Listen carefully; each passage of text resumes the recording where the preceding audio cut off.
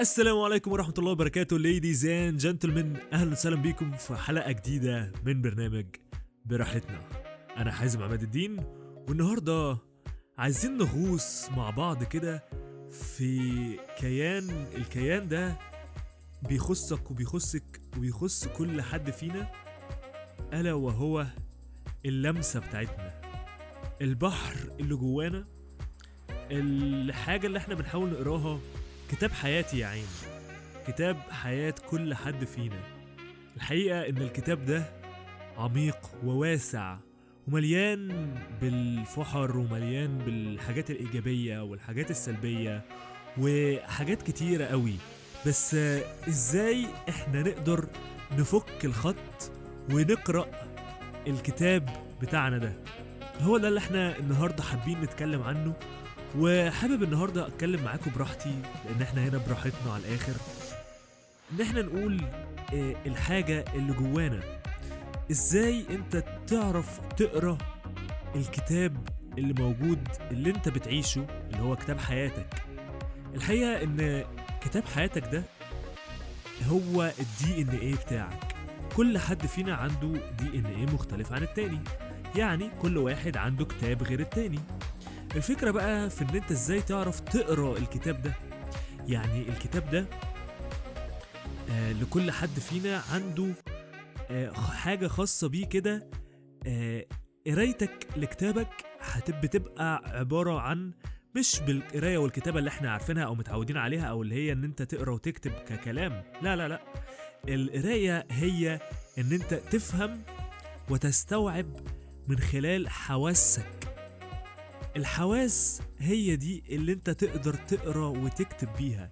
يعني مثلا لما انت تشوف قدامك رسمة حلوة فانت تقراها بعينيك، يعني انت عارف تقراها، يعني انت تشوف محاسن الجمال فيها ومحاسن التطور او التحسين فيها، وان انت بعد كده انت كده قريتها. عايز بقى تحسن، نفس الموضوع في حاسة الشم، ان انت لما تيجي تشم حاجة، تشم وردة حلوة، تشم أكلة حلوة، تشم معطر للجو جميل، كل دي انت كده بتقرأ. ده نوع من أنواع القراية. السمع كمان، لما انت تيجي تسمع حاجة وتحسها كده بقلبك، فتشوف هي حاجة حلوة ولا حاجة محتاجة تتحسن. طيب فكرتها ايه، او ايه الإحساس المتولد او اللي تولد لك من خلالها؟ فتكون الأحاسيس والحواس دي ملمسة مع قلبك بحيث كلهم يبقوا ملنكين مع بعض.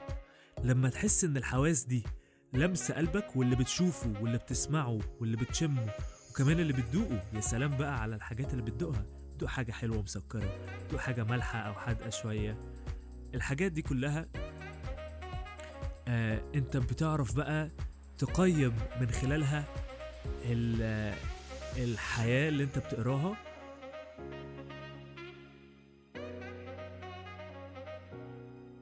الحاجات دي مع بعض. طيب الكتابة بقى، احنا كده اتعلمنا القراية، ان احنا نقرا الكتاب بتاعنا. وخلي بالك ان كل لحظة في حياتك فهي كلمة. يعني ما تفتكرش ان اللحظة اللي انت معدي بيها، اللي انت قاعد بتسمع دلوقتي فيها، فاللحظة دي هي لحظة كده وخلاص. لا، دي لحظة مكتوبة. يعني ايه مكتوبة؟ يعني هي في الدي ان ايه بتاعك، في بصمة او كتاب حياتك. انت بتقراها ازاي؟ بتقراها بحواسك زي ما قلنا. طيب تعالى بقى، لو انت حابب ان انت تكتب في كتاب حياتك، في الدي ان ايه بتاعك، تكتب ازاي؟ برضو بالقانون بتاعك اللي هو بالحواس بتاعتك. انت بقى بتبدأ ان انت تكتب. الحقيقة بقى ان انا عايز اقول وعايز اضيف حستين كمان. احنا كل الناس والمتعارف عليه بنقول ان احنا عندنا حواس 5، صح؟ طيب انا عايز اقول ان احنا عندنا حواس 7 حواس. هي دي ال7 حواس اللي احنا من خلالها بنعيش.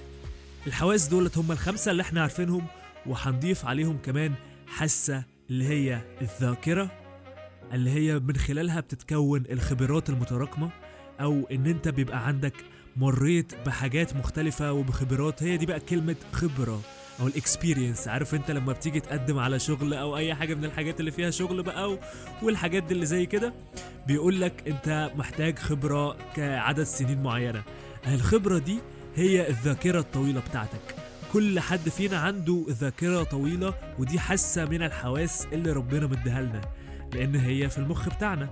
والمخ بتاعنا مش لازم تبقى حاجه مرئيه، مش حاجه من بره، هي من جوه، هو عضو من اعضاء جسمنا اللي ربنا خلقنا بيه. فبالتالي هي قدره من القدرات اللي ربنا مديها لنا. طيب هتقولي ممكن، طب في ناس عندها حواس او حاسه الذاكره القويه دي او طويله المدى دي، ناس عندها قويه وناس عندها مش احسن حاجه. هقولك ما احنا بقى بنقويها وندربها بحب ان احنا نستعملها، بان انت تستخدمها وتصفي ذهنك خالص، لان انت تستوعبها وتستخدمها وتقويها بالممارسه، بان انت تمارس استخدامك ليها، وان انت تسيب نفسك خالص، تتأكد ان انت عندك تسلم وتسلم لفكرة ان انت عندك ذاكرة طويلة المدى قوية. والحاسة السابعة بقى، ودي هي دي اللي انت من خلالها هتقدر تكتب، ألا وهي الخيال. ان انت حاسة التخيل، وان انت تبدع وتتخيل وترسم. الرسم خلي بالك مش بس بالفرشة والألوان ولا بالقلم، لا، الرسم بودانك، ان انت ترسم معزوفة صوتية جميلة، ان انت ترسم لودانك، ترسم لأنفك لمناخيرك، ان انت تعمل حاجة ريحتها جميلة، ترسم لعينك ان انت تشوف حاجة عينيها تشوف حاجة جميلة. كل الحاجات دي هي نوع من أنواع الرسم والغنى والتذوق والرؤية والشم. هي دي الحواس اللي انت من خلالها بتعيش الحياة.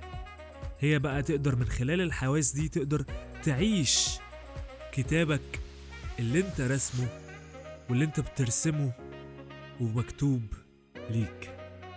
الهدية اللي ربنا عز وجل أنعم علينا كلنا بيها، اللي هي DNA، البصمة الخاصة بيك انت بالذات. كنت معاكم حازم عماد الدين، واحنا هنا براحتنا بنتكلم براحتنا، والسلام عليكم ورحمة الله وبركاته.